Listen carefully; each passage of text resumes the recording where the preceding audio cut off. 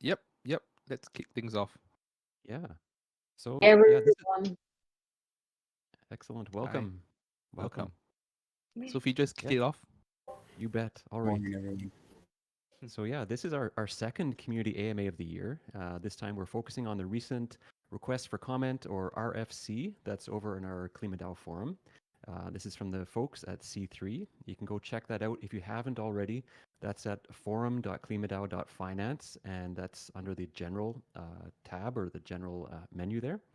In terms of our DAO, decentralized autonomous organization, this is part of our collective decision making process. So the RFC that you find in the form is initiated by a third party like C3, and this AMA is really kind of a first chance for our community to learn about what's being proposed, raise any issues, concerns, or positive feedback um, through the forum, and then we'll do an AMA like this going forward for projects that get proposed or proposals that come through in a live format. And all of this really gives the proponent or whoever's drafted up the RFC a chance to revise the proposal if necessary. And then following that, Klima's policy and core teams would decide if the RFC should proceed to a final proposal vote in the forum. And then if that were to pass, we'd move on to a formal snapshot vote at a later date. But before that, again, we're here today with an AMA, and it really gives an opportunity for the C3 team to explain their proposal in more detail, as well as answer questions from the community in a little bit more of a dynamic and interactive way than what's possible on the forum.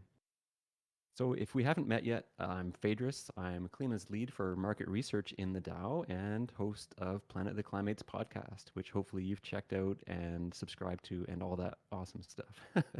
And I'm joined today, as you know, by our community lead, reikuman. Yep. Hey, guys. So, just to give you a bit of the flow of today's agenda and processes. First of all, we'll do an introduction of C3, followed by some questions we have seen in the RSC and address them here in this AMA. Then we'll open up to the floor for comments and questions from anyone tuning in. So please feel free to raise your hand, and we'll do our very best to bring up on stage in order. Unfortunately for C3 side, their bridge engineers weren't able to make it for this AMA, so we will try our very best to schedule another session next week to talk about that particular part of their protocol. So let's start with introductions today. For tonight, we have Lepes from C3. We have Aither. Of course, we have Dionysis and Archimedes here. So, I mean, Dionysis and Archimedes, we definitely know who they are. But let's give them Lepes, if I got your name correct. Do a quick introduction, your background in carbon markets, and share with us a quick summary of what C3 is all about. Hello, thank you so much for having us on here. I really appreciate the opportunity. Yes, my name is Laplace. I have a background in environmental engineering and also economics, and I've been in the DeFi space for since last year, basically. And after the birth of ReFi and the popularity made up by KlimaDAO, my attention and energy has been completely pivoted to this space, bringing my expertise in sustainability, economics, and bringing that all into the ReFi space. So thank you so much for the opportunity to meet the community and meet the team. Excellent. Thank you. And Aither, would you mind to introduce yourself too? Yeah, definitely. Thank you for having me here today. This is Anu from Aither. And so Aither currently is having a partnership with C3. And actually, Aither itself is a company that has been in the markets of carbon market, the market of voluntary carbon credit for a very long time, more than 12 years. And we are currently one of their biggest carbon traders in the market, and we work with 90% of the flow in the voluntary carbon market passed by us, and we work with actually one of the biggest companies also in the field, including also the aviation company and the utilities. So yeah, and thank you for having me here today. That's awesome. Yes, thank you for joining us. Much appreciated. And I know these AMAs are always well attended and much appreciated by our climate community too to learn about these proposals that come forward. Yep. So I think the first question that we've got here, maybe back to you, Laplace, for throw us a 1-minute elevator for pitch or a TLDR for your project or proposal that's over in the forum right now. Of course, yes. So this is us extending officially our hands to join and be part of the KlimaDAO community. Internally, we call ourselves Simps for KlimaDAO, and it's 100% true. And kind of like taking 2 steps back and giving a brief overview. Like our goal is to become and develop a permissionless carbon bridge for carbon credit to be tokenized and utilized on chain, essentially increasing the stack for the DeFi and refi Legos that we foresee coming really fast. So, leveraging that technology we're developing, we're guided by our core vision, again, to increase productivity and utilization of carbon assets on chain. So that's basically our goal as P3, and we want to, work really closely with KlimaDAO to, save the planet and bring productivity to this new economy that we are creating together. Excellent. Yes, easy to see alignment with that big picture vision. Yeah, save the planet. We're on board with that, I think.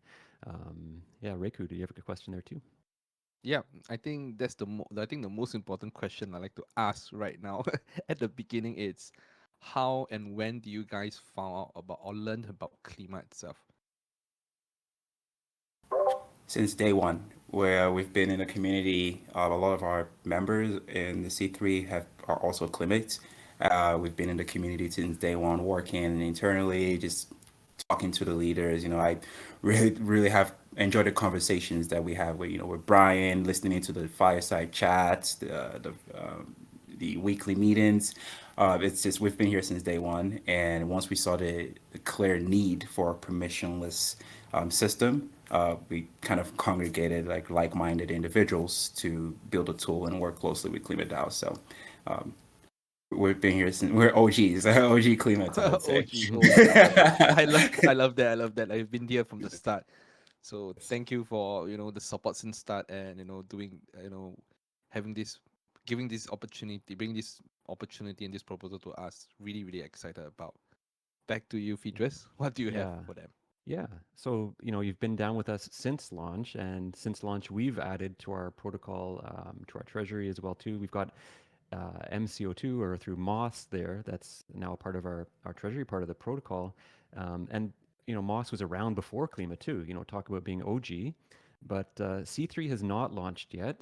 How important is the success of this proposal, whether it passes or not? How important is that success to the ultimate success of C3? Oh, that's a very good question. It's going to be really tight because we didn't want to make any big moves until we had the full support of the KlimaDAO community. We actually see KlimaDAO and the protocol itself as a core part of this new economy that is being built. Yeah, so all of our tools, right from ground zero, is with the Klima protocol in mind. Because remember, like the Klima itself, we're trying to create a carbon-backed asset.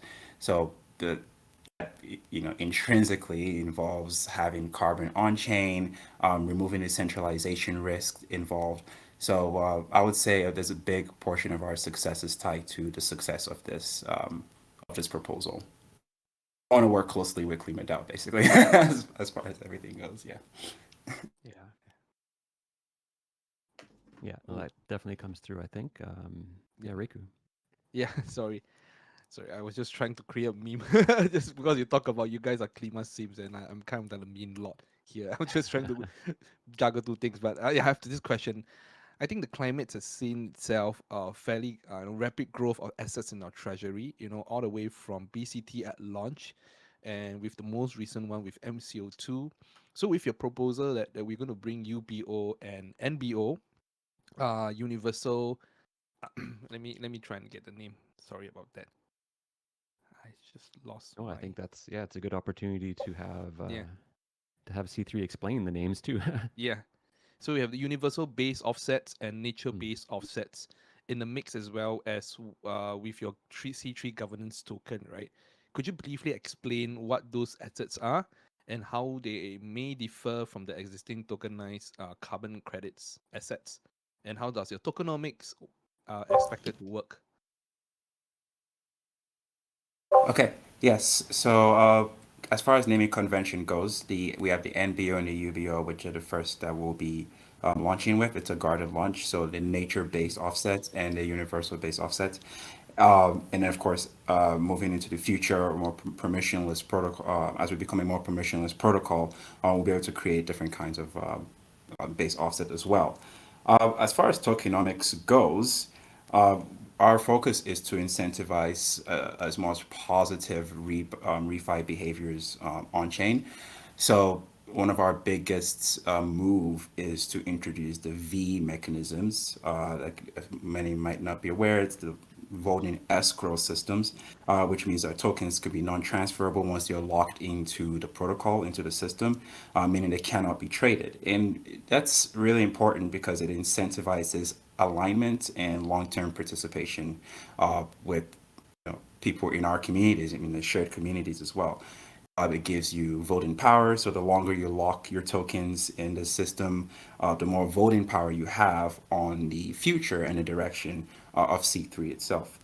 Uh, Also, another reason we think the V mechanisms that we will be introducing would allow us to create boosted rewards that we can share to, again, participants of the protocols, not just C3, but Klima as well. Lockers will be able to participate in governance and kind of determine the amount of boost they can get on the inflation rewards that are distributed back to them.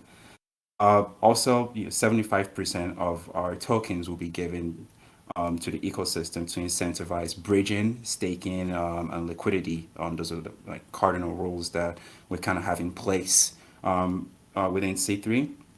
Of course, 10% of that will be given to KlimaDAO, vested over 3 years. 7.5 of that will be to investors, which will also be vested over 3 years. 7.5 as well will be given to the team, which also will be vested for 3 years. So 3-year investment for all distribution between KlimaDAO investors and the team. And yeah, so after your other question. Oh, right. So the last point of the tokenomics would be the token right now is just going to be an MVP. And of course, the dynamics and mechanisms will be able to change based on governance and voting from the community. Yeah, that's great. I think that definitely helps us understand. Thank you for the deep dive on the C3 there. Definitely had a few questions come up about that through the forum. Just going back to the UBO and MBO, you do seem to be working again quite closely with Vera and Gold Standard for those in terms of your um, the registries there. But now you've also partnered with Aither. Most of our Klimates should be or are likely familiar with Vera and Gold Standard over the last few months and weeks of learning together and understanding more about carbon markets and how bringing them on chain works. But perhaps could you take some time to talk about your relationship with both Vera and Gold Standard and perhaps segue into what Aither brings to the table too?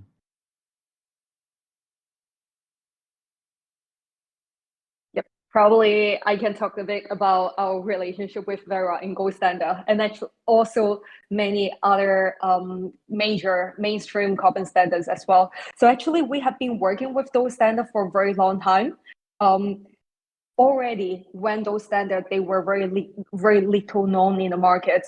So more than 10 years ago, if you talk about if you talk about carbon credit 10 years ago, not many people understood that. And Vera and Gold Standard, and they were very small organization, and we have been working with them more than 10 years. And actually, many of their methodologies and some of their programs under the standard, we have contributed to that as well. So yeah, basically, some of the methodologies were the opinions and the calculation were also partially drafted by their engineers and from internally from us as well. The carbon market has been very inefficient for a very long time. Why is that?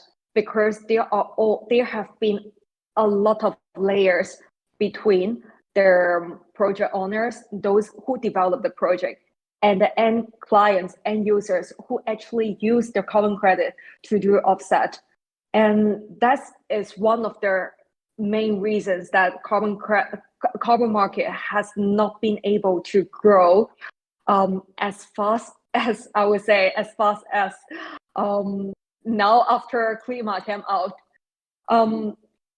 Klima, and now together with C3, we're going to make the market much more transparent and efficient because we can eliminate many layers in between the project developers and their end users who actually use the carbon credit to actually offset the carbon emission. So in our view, in the future, if anyone studies economy as well, they know that markets, they will always turn from inefficient to efficient. I think we contribute to that. Excellent. Thank you for that. Thank you for that explanation and illustration of the relationship there. Reiko, I think you had a good follow-up here.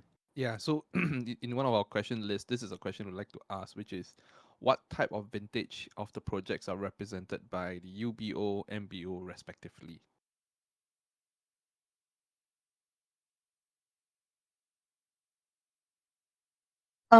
So MBO, they're the nature-based offset of vintage 2014, and UBO is the universal universal offset, which means that their underlying carbon credits is not from any project related to nature, because probably not many. Well, I would say for the majority of people who are not really deep into the carbon market, there are it's helpful to explain a bit, to give a big picture about what type of project are actually behind the carbon credit. So there are many different types. There could be renewable energy and many other household devices, and of course nature-based as well. So the distinguish, that's how it's distinguished. So MBO is based on nature. UBO is anything else apart from that. And we do have a blacklist for some methodologies that lack additionality. We have a very rich, actually, we have a very high criteria on that. We do set a bar that's high enough to make sure people who actually use the credit, the underlying credit, the underlying benefit, they are real, they are of high quality. If I may add, just to kind of back what Aither is saying, is that another reason we're using the NBO and UBO as well is we're trying to follow standards. So the GEO and NGO carbon standard methodologies through CBL. I believe in the KlimaDAO metrics channel, a lot of the metrics used are also based on the GEO and non-GEO standards as well. So we're trying to ensure that all of our decision makings, our metrics are all based on these standardized methodologies moving forward. And as far as the criteria goes, that's currently being finalized, and we should be delivering that before launch, actually. So there'll be a lot of time to discuss and make sure everyone is up to date and understands what we're working with. Yeah, I do have a follow-up question on that actually. Pardon me, I'm not actually a carbon market expert. So, about what I understand from the difference between what we have right now, which is BCT, it has a vintage of 2008 and greater, while UBO has a vintage of 2014 and greater. So my question is actually, what's the difference between both, and what UBO, which is the universal one, stands out versus BCT itself?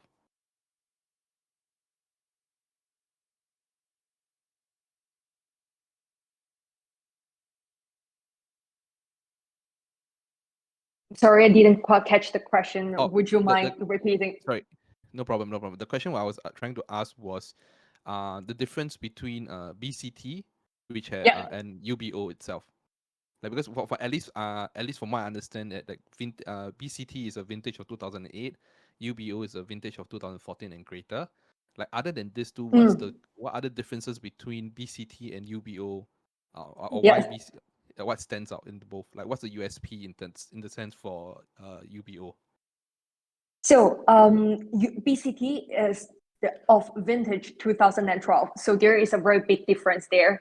In terms of vintage, it means that the year when their carbon reduction was generated. Oh, I'm sorry. Yeah, just quick correction. BCT is of vintage 2008 onwards.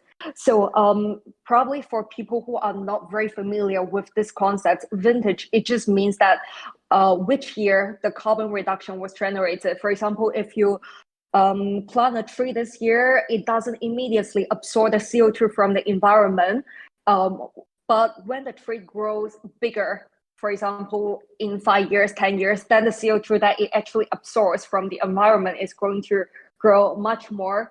So vintage, it just means the year that the carbon emission reduction was generated.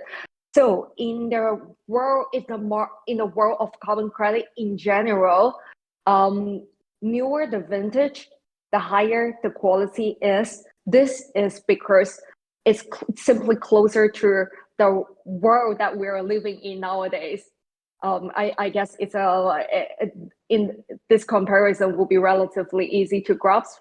And so yeah, the biggest vintage between BCT and UBO is the vintage, and also UBO has stronger criteria. It excludes some of the methodologies that actually qualify for BCT. And gold standard is in your UBO as well too. Is that correct? I don't believe that's in BCT right now. Yeah, so gold standard will be included in the UBO. It's now not not for BCT currently. Okay, no, that's helpful. Yep. To kind of add to that as well, this again adds to the proliferation of these different carbon offset types in this market we're creating. So, it's all complementary. We have the BCT, but it's going to complement this new bridging that we're going to be creating and bringing NBO as well and UBO into this economy. So they all complement each other, and it's nice to have as many as possible. But yeah, the main difference being the vintages. But we want to have as much on chain as possible for productivity. Yeah, no, that's great to hear that, that collaborative mindset that, we're all working towards the same goals here too, and that it's not necessarily about competition perhaps, but it's helpful for us to understand those differences. One question that I've got, and it was kind of brought up by somebody in the forum as well too, with your nature-based credits or the MBO tokens, it seems that there's typically more of a focus on the narrative or the story compared to your UBOs or BCT. Do you have a plan, or what would your plan be if a project fails and Vera or Gold Standard or the registry is forced to pull credits from their pool and your on-chain asset has not been retired? Yeah, so actually Vera itself, just the carbon standard, it actually has a pool, it's called buffer. So for all the BCT project, because while they're in nature, so it's not like renewable energy production. That's the calculation. It's just simply very straightforward, set by formulas. And I would say that it's more difficult to measure actually how much CO2 a tree can absorb. So for that, Vera has its own system to safeguard that. It's called a buffer pool. It means that when a nature-based project generates carbon credits, part of those credits are actually not released into the market, but part of that will simply be put in the buffer pool. So for that, we'll say that Vera has already, it actually done the job already by creating that buffer. Okay, that's helpful. Yeah, I think that's a good question as well. I know this is something that The bridging engineers are not here to answer, but I still want to try because this is a question that I think a lot of people are really curious about. It's about this permissionless and automated bridge. So what's so unique about it? I'm not sure if you guys can answer because I understand the engineers are not here today. Okay, so the biggest thing is, again, it creates this open system, open market, which means you, reikuman, or anyone, any individual can make their own token. Any project or corporations can also make their own token. Creates free market because once you can make a token, it means you incentivize pools. You can bring more productivity on chain. It just opens up the system, which is really what we want. We want productivity, we want utilization, and we want to give power to the people. If you can make your own token and make your own polls, go for it. That's the most important thing. I think that will be the highlight of it. I see. This is one question that was actually raised by one of the Klimates in the fireside chat. He says that at one point at this application, it's audited, vetted, confirmed for the accuracy of the carbon assets that it represents before or after it's brought on chain. I'm sorry, could you repeat that? The question is actually at what point is that particular application, this application is being audited, vetted, and confirmed for the accuracy of the carbon assets it represents before or after it has brought on chain.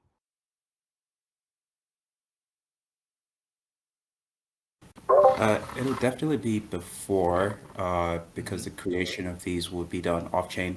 And once that's tokenized, that whole process is done off chain and then brought on chain as well. So everything will be done outside, and then once it's brought inside, it's kind of guaranteeing to the entire participants of the system that it's good to go. Yeah, great. Sorry, I just taking the mic from Phaedrus, and this is a question from one of our guys from the partnership team, and he really wants me to ask you this question: what are your plans for SBO? We have a lot of acronyms today, a lot. SBO, which is sequential ratio based offsets too. So, what's your plans on SBO? Sorry if I murdered that word. No, that's fine. It's quite a mouthful. Yeah, right now we're planning to launch that very soon. The market is still pretty small, so we're keeping an eye on that. But that's in queue. That's part of our one of our priorities as well. As much as the market matures, then we'll have more confidence in transitioning to bringing it. Great. Phaedrus, you got any questions? Yeah, let's see. I have a question if I could jump in quickly. Yes, sir. Absolutely. I got a couple Cool. too, so go for it. So I think there's been a lot of dialogue through different players in the refi space about the importance of building up demand. So now some of the key infrastructure is in place. We have a large amount of credits that are actually existing on chain. And of course, Klima's demand has spurred a lot of that liquidity forming here, right? I'm curious in that regard, then, what does C3 see its role at in terms of building demand on chain? Certainly on you, because you're with Aither, you're a large VCM player. What are your goals in terms of getting some of that demand that's off chain on chain so that we can further grow this refi space? Yeah. So I think why it's more attractive for people actually to put those carbon credit on chain is it's more efficiency and a much more transparency. For now, the reason that carbon market has been very opaque for the majority of people, even though it's so relevant to our everyday life and just to the well-being of the society, is that it's been so opaque. So people simply couldn't find a way to participate in that. Let's say if just someone that even they want to contributed to their carbon market, it was quite difficult. They needed to find also the supply of the carbon credits. They need to find a way to actually buy them, to offset them, to retire them. It was not an easy job. So I think one of their biggest attractiveness for off-chain carbon credit is that it just opened up a new world for people to join, for the majority of people who actually want to participate. It's a very easy way in, and it's a great, I would say it's a lot of more opportunity for them. And also, yeah, maybe I also want to add another thing as well. And C3 offers the on-chain of retirement function. So this means that there is access to very deep on-chain liquidity as well. People can simply just do the retirement on-chain instead of I guess people are not very familiar with how it works before carbon credit were on-chain. It's a very lengthy process. You need to sometimes just for one retirement, you also need to go back to the project owner, communicate to them, and sometimes even to submit some paperwork in order to get that done. It could take, at least I would say a couple of days. And just bringing the carbon credit on chain, it makes the retirement much, much faster and easier. And another thing is that more corporate, they are going to look at that as well, because it does bring more efficiency. It cut down the cost to them for the corporate clients corporates that nowadays I would say they are their biggest consumers for carbon credits. So we really see this as the future of the voluntary carbon markets. So in the future, more people would just go on chain because it's much faster, much easier, and the cost is much lower.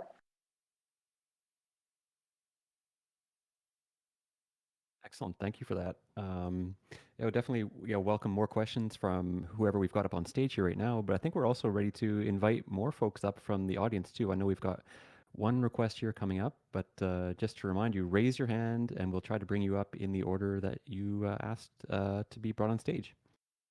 Okay, while you do that, I have a really quick question. So is it safe to imply or basically infer that Aither's off-chain, like 1.1 billion revenue, is gonna like migrate to on-chain with C3? We cannot confirm nor deny. Wink, wink. I Damn like it. that. Nice answer. Nice answer. That was the question I think one of us So was trying to ask. yes is what you're saying without saying yes.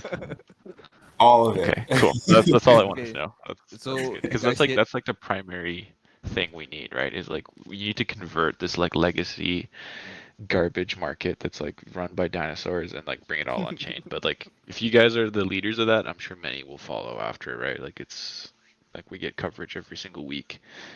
So pretty exciting. So I you think guys in the hit it next first. few phases, you would see some pretty big movements going on chain. Needless to say, we're really excited about what's coming with Aither. Yeah.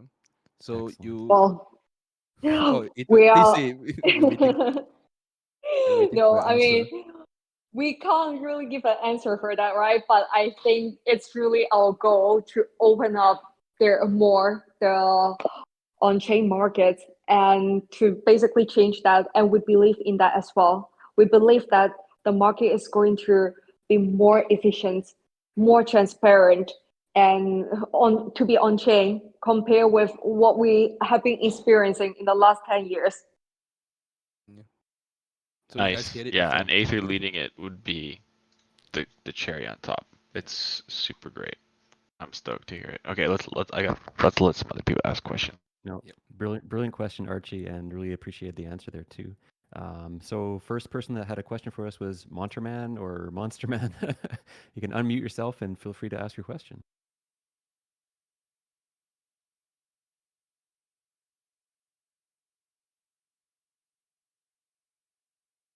I'm Monsterman or Monterman. Monsterman. I'm also inviting up a couple more just in case we do have issues, and we'll try to go in order here. Yeah, but let me think, try and ask a question that one of the Klimates doesn't have a mic. He was wondering if the C3 tokens and the BCT tokens, I think he meant are compatible in any way. I'm not sure what's the questions about C3 tokens and BCT. But I think he was trying to ask more about UBO tokens. UBO and BCT are compatible in any way. Yeah. So I guess the question is, it goes back to what we have talked about before. Advantages. How is UBO different from BCT? So the major difference, there are two major differences. One is the vintage. So UBO actually allows carbon credit that are of newer vintage to be converted on chain. And then second is that it compared with BCT, the criteria is actually higher for methodologies. So both of those combined together, it simply means that UBO's quality is higher than BCT. Oh, thank you for the answer. If I may add, like a success for one is a success for all of us, right? So we want everyone to be successful. So to kind of emphasize what Aither is talking about here as well is we want to be a multi-chain, multi-bridge system, right? For this economy to be successful, we need to make sure everyone's successful. So if Moss or any other protocol or token wants to be compatible with C3, we've already said, we are focused on being fully decentralized, which means that they can put up a proposal for governance, and if it's voted on, that's something we can work into our protocol to add compatibility with any token. So we're all going to be successful. We're all going to make it. Yeah, and also adding on that, we're actually exploring the possibility to allow the underlying BCT tokens into our UBO pool as well, if they can meet the criteria, because their UBO's criteria is higher. And we believe that there, what is the future of the pools? Is there interoperability between the pools? That's the future. Oh, that's excellent. Let's just see. Just want to keep things moving here. Monterman, are you able to speak now?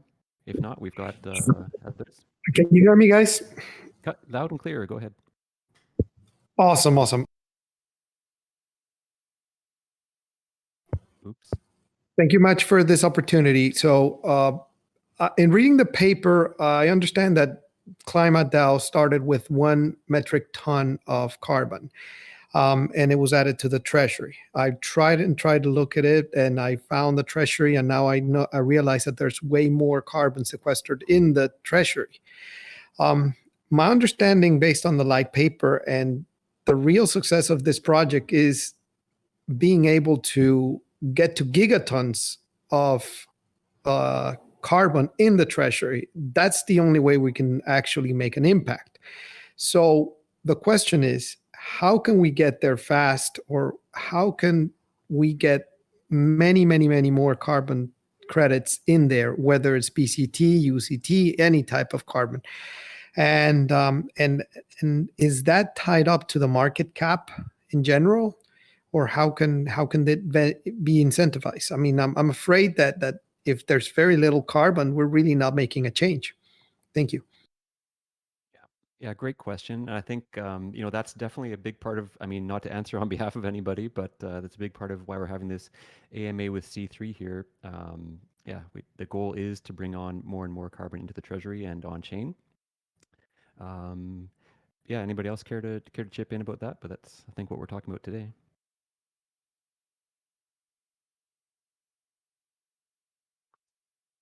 Yeah, definitely great question, Monterman. But partners, again, like with Moss that we've worked with Toucan, and potentially here with C3, that's definitely part of the big vision. And hopefully you're hearing a collaborative message from Laplace as well, too, that we are stronger together and working together. But I'd like to keep things focused specifically on the RFC, request for comments from C3. So hopefully that's a good answer for you. But for now, I'll move on to Lord Hodelmort. If you would like to unmute yourself, I think you were next up, if you've got a question. How do these usernames get funnier and funnier? Lord Hodelmort. next level, yeah. Next level. Hey, how's it going, everyone? Yes, welcome.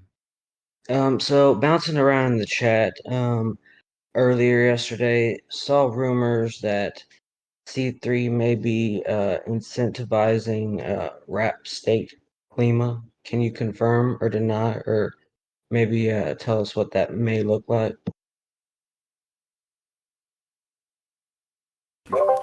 Hi.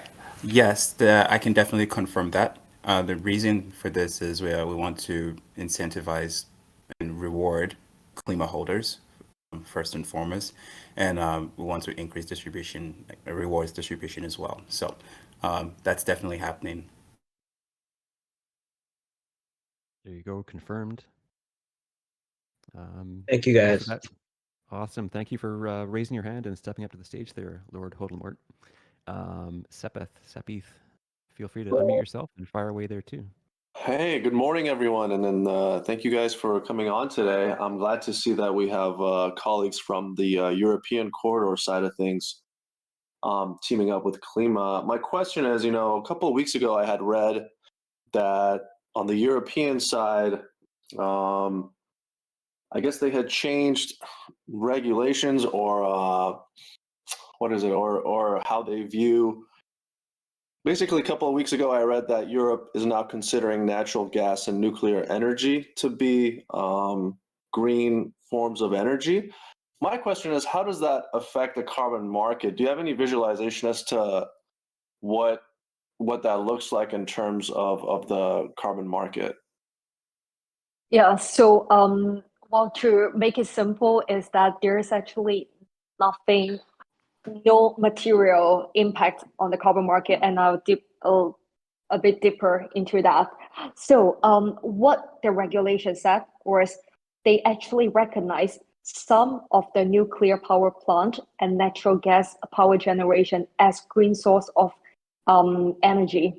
Not every nuclear plant and not every natural gas power station, but just some part of that. This was to address the problem that now we have a energy shortage here in Europe, and the prices of their electricity is simply going up a lot. But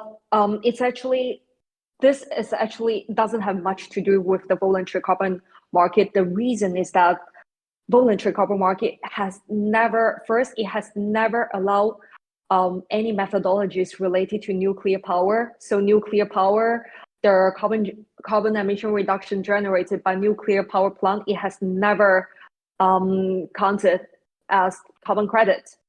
And the second is that in terms of natural gas, we have the term, it's called emission factor. It's the carbon emission that you can reduce compared with the baseline. And this emission factor has been smaller and smaller for natural gas power plants.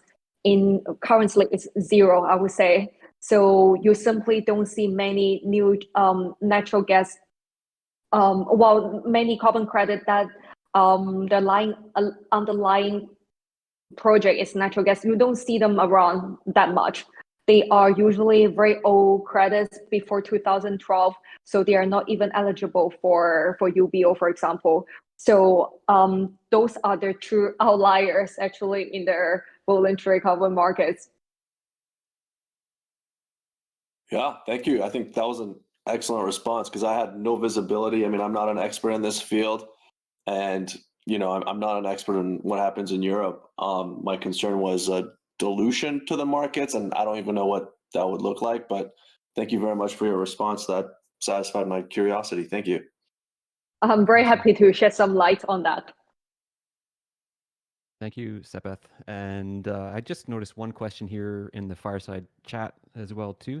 It was coming up kind of about backing or venture capital, and people would like to perhaps learn a little bit more about where C3 has received its startup funding. What's the relationship with Aither? Is that transparent, or just can you shed some light a little bit on your backing and initial funding?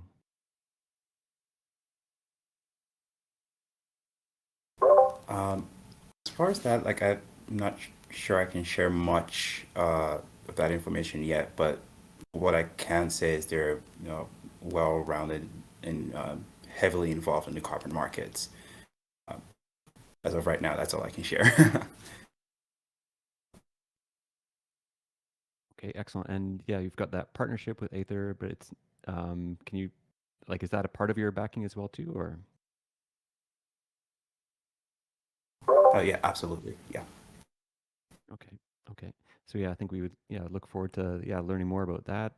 I just brought up Curious CT. If you'd like to unmute yourself, your curiosity. There we go. Finally learning these handles here. Brilliant. Fire away. Yeah, I just wanted to ask if the gold standard bridge is an official one, because you've referred to having been working with gold standard for a while. But I was just wondering about the bridge, or if the carbon credits go through some broker. Maybe you can elaborate on that a bit more.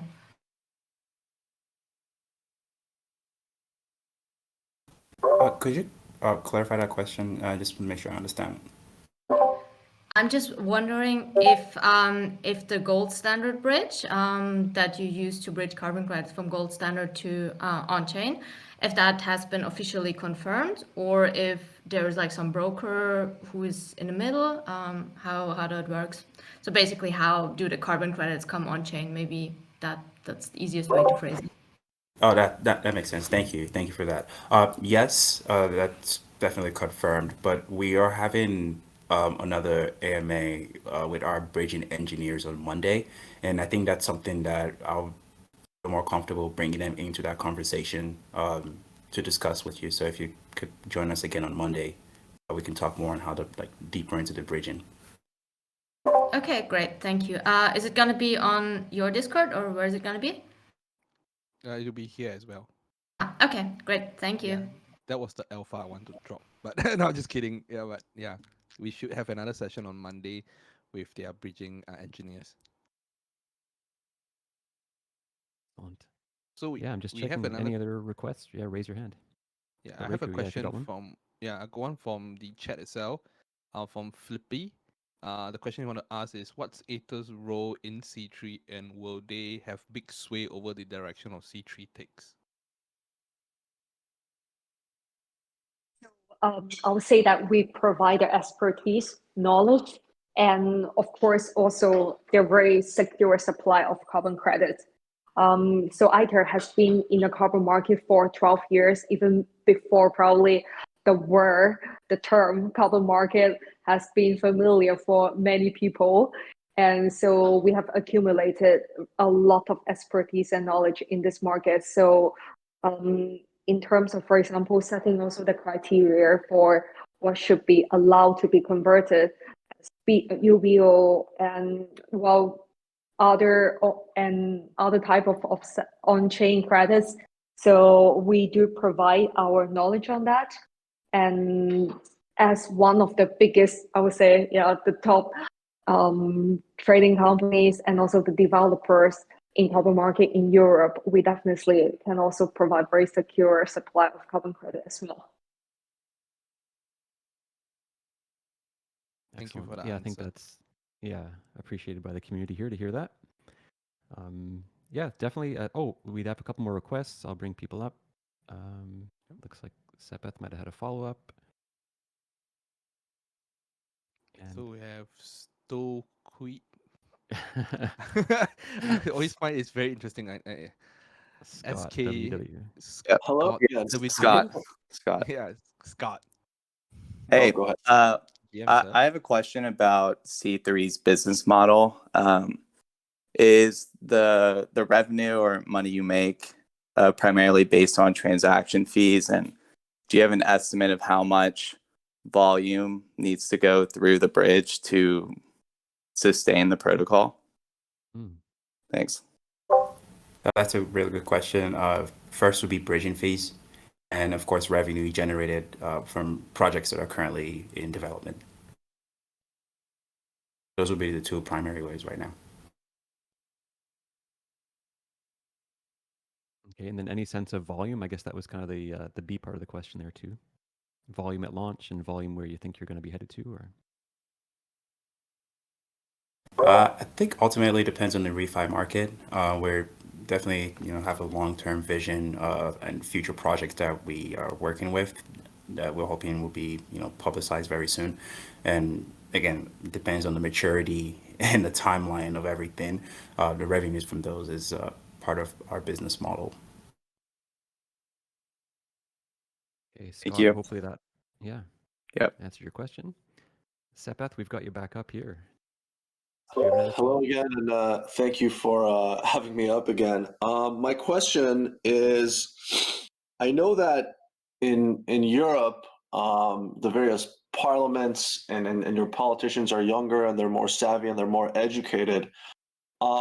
And so my question is there any level of cross collaboration in terms of bringing the carbon market on chain that you've had, or any communications you've had with members of the EU Parliament, members of your respective national parliaments?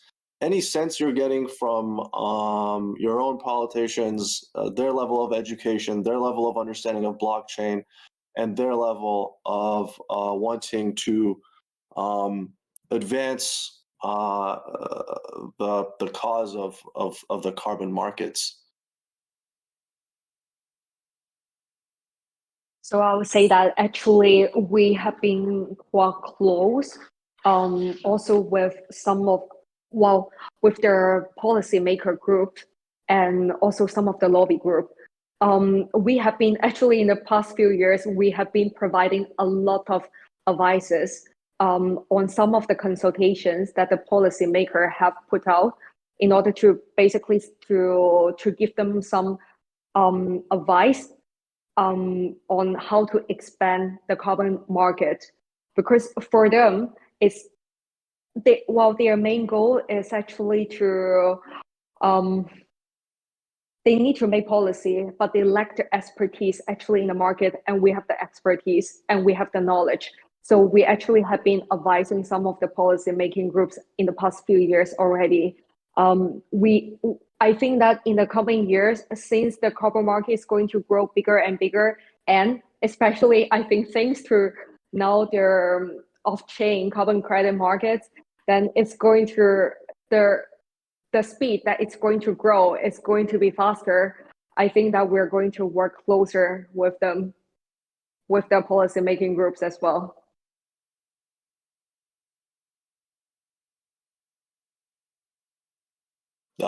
Thank you. Very interesting, and very interesting to know that you are helping policymakers. Yeah, definitely a great question. Great question, Sepeth. I don't think we have any more requests, so just a toss-up for Dionysis, Archie, Lily Yapper. Any questions that you really like to get answered from C3? Is it okay? Yeah, into Yeah, go a for it. question. Sorry about that, Archie. Is it okay if I address a question I just saw in the chat regarding like controlling the quality of credits? Yeah, please do.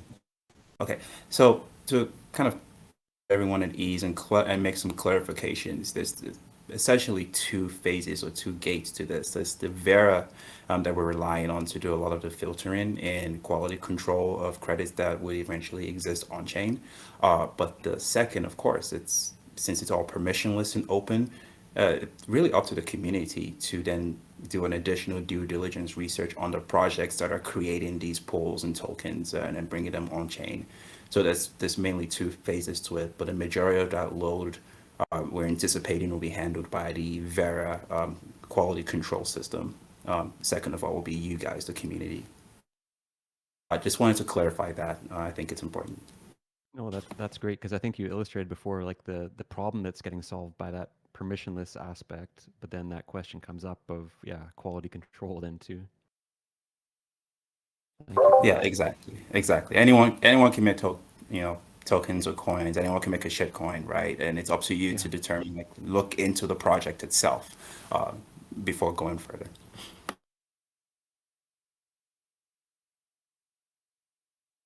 Excellent. Well, this has definitely been quite informative and helpful, I think, to shed some light on the RFC. Archie, Dionysis, Yapper, do you have any final questions or comments that you'd like to make sure we hit on? No, I think I'm good. Maybe next time we can cover like more advanced tokenomics topics, like what's happening with how C3 tokens get distributed, that kind of stuff. But we can cover that Monday. Excellent. Yeah. So as Dionysus. Go ahead. Oh no, I actually have to hop off right now. I just wanted to say thanks for everybody taking the time for this. It's awesome to see a decent sized audience listening in, and appreciate on you and the place taking the time. So cheers, everybody. Yes, absolutely. So yeah, as we've kind of leaked there too, there will be a little follow-up where we'll have a chance to dive a little bit deeper into the engineering side of things, perhaps more advanced tokenomic stuff. So stay tuned for that. I'm sure reikuman will keep the community posted, and Yep. yeah, we'll look forward to that. Yep. So, before we end off, I'd like to ask one last question. Mm. Is there any alpha for us? I knew you were gonna ask. I knew you were gonna ask, and I love it. There was Yeah, so much because- already leaked, but I was gonna ask the same because I knew you were gonna ask it. I'm the I can't confirm any alpha. There's a ton of information in some of what we've already released, and some more documentation to be released. But as of right now, we'll kind of keep our lips sealed. Mhm. good.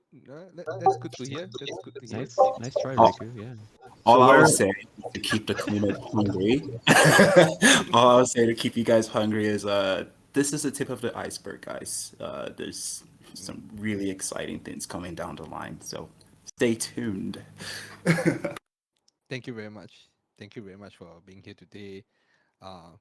Really appreciate you guys from being here. So we'll be watch out for the excuse me, watch out for the events tab on the top of the Discord in our channel itself. We'll be posting up the events when everything is firmed up, so you guys can just click in there, set your reminders, and hope you guys I hope to see you guys in the Monday's conversation with C3 and their bridging engineers as well. With that, I think we are more or less done. Yes. Yep. So once Excellent. again, Yeah. Thank you very much. It's Yeah. been a very interesting talk today. And yeah, it's great to be able to, well, speak to everyone in their community. Not everyone, many members in the community. Yeah, we appreciate it. Don't forget Thanks the for- whitelist ends on Sunday. Draw some trees, join our Discord, post your beautiful artwork to get on the whitelist. Ends on Sunday. Let's build some hype. There we go. That's some alpha there too, folks. Yep. Yeah. Check out the Draw C3 trees. Discord as well. Get in there. Yep. Yeah. Once again, thank you everyone for being here, and you from Aither, Lapis, Archie, Lipter Yapper, and Phaedrus, and myself. Thank you all for being here, and we'll see you guys in the next one. Thanks. Thank you. Cheers, guys. Thanks. Thank you. Really well done. Thanks for coming. Right, later, folks.